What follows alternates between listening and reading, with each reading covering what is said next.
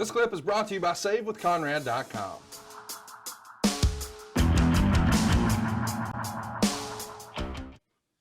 Let's talk about the show. Here we are.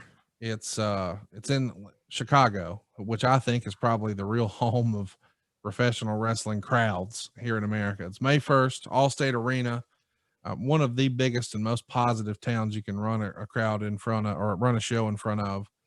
The show itself draws 13,250 fans, a really strong gate, and the tagline is given the beginning of a new era. And most of the publicity around the show is based on the Wyatt family. As we mentioned in our WrestleMania 32 episode, though, Luke Harper unfortunately tore his ACL. So now Bray Wyatt winds up getting hurt on the Mania European tour. And it just feels like this is a sign of things to come for the Wyatt family. Just one piece of bad luck after another. You're on the poster.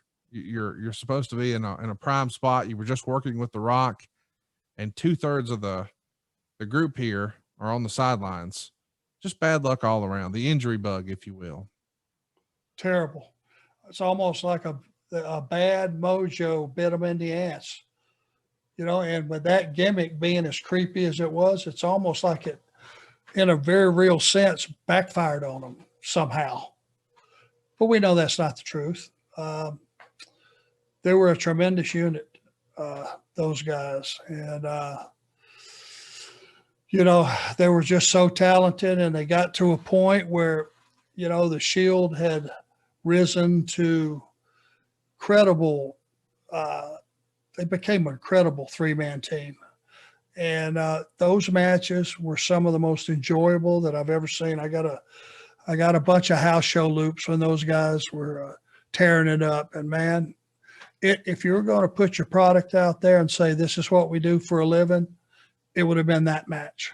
Those six mans were incredible. And just for those guys to get hurt at that particular time was terrible.